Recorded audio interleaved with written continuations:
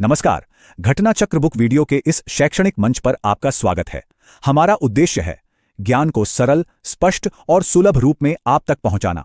आइए आरंभ करते हैं अध्ययन और सफलता की इस यात्रा को। नमस्ते। चलिए आज समझते हैं देश के बजट को, मतलब जो 2025-26 का बजट है उसमें सरकार का पैसा आखिर जा कहाँ रहा है। आइए इसे एकदम सिंपल तरीके से ब्रेक डाउन करते हैं। ये सवाल हम सबके मन में कभी ना कभी तो आता ही है ना? और देखिए, ये सिर्फ नंबर्स का खेल नहीं है, ये बताता है कि देश की प्रायोरिटीज क्या है, मतलब हमारे लिए सबसे जरूरी क्या समझा जा रहा है। तो चलिए आज इसी पहेली को सुलझाते हैं।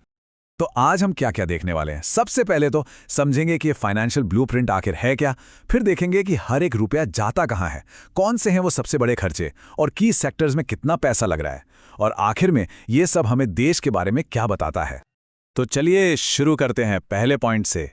ये नेशनल बजट, ये होता क्या है? देखिए, इसे सिर्फ एक सरकारी डॉक्यूमेंट की तरह मत देखिए। ये असल में देश का सबसे इंपॉर्टेंट फाइनेंशियल रोड मैप है। इसको ऐसे समझिए जैसे हम और आप अपने घर का हिसाब किताब रखते हैं, है ना? ये बिल्कुल वैसा ही है, बस इसका स्केल जरा सोचिए कितना ज्यादा बड़ा है। ये एक पूरा प्लान है कि देश को आगे बढ़ाने के लिए पैसा कहां और कैसे लगाया जाएगा। ओके, तो अब आते हैं सबसे इंटरेस्टिंग हिस्से पर। मान लीजिए सरकार के पास खर्च करने के लिए 100 रुपए हैं, तो वो 100 रुपए कहाँ कहाँ जाते हैं, आइए देखते हैं। तो ये देखिए, ये चार्ट पूरी कहानी बता देता है। हर 100 रुपए में से सबसे बड़ा हिस्सा यानी 22 रुपए सीधे राज्यों को जाता है टैक्सेस और ड्यूटीज में उनके शेयर के तौर पर। उसके ठीक बाद 20 रुपए तो सिर्फ पुराने लोन्स का ब्याज चुकाने में चले जाते हैं, और 16 रुपए केंद्र सरकार की अपनी योजनाओं पर लगते हैं। ठीक है, तो ये तो हुई मोटी मोटी बात। अब जरा इन बड़े बड़े खर्चों को थोड़ा और करीब से देखते हैं कि आखिर ये है क्या।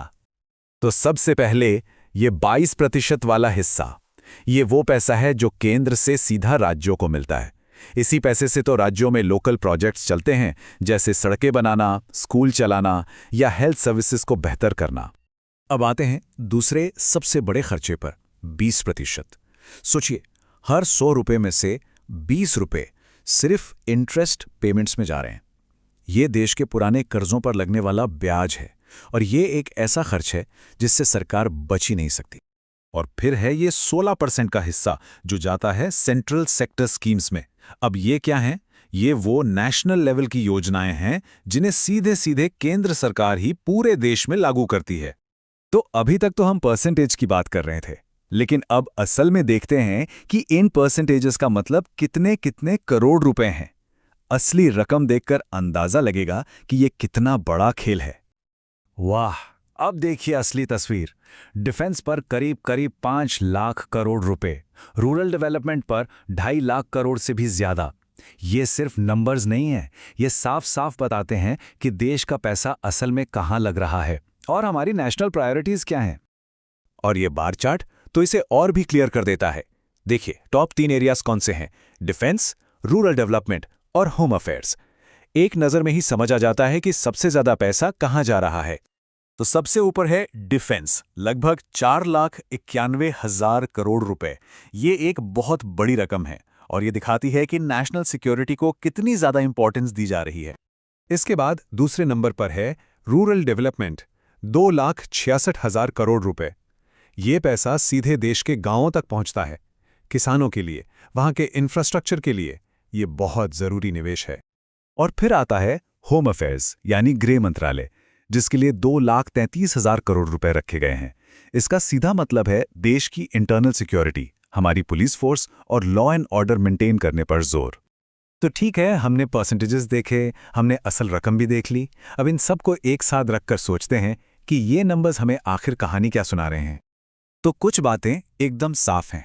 पहली, नेशनल सिक्योरिटी, चाहे वो बॉर्डर्स की हो या देश के अंदर की, वो सबसे बड़ी प्रायोरिटी है। दूसरी, देश की नींव यानी रूरल और एग्रीकल्चर बेस्ड इकोनॉमी में अच्छा खासा इन्वेस्टमेंट हो रहा है। और तीसरी, जो इंटरेस्ट पेमेंट्स हैं, वो अभी भी एक बहुत बड़ा और जरूरी खर्च है।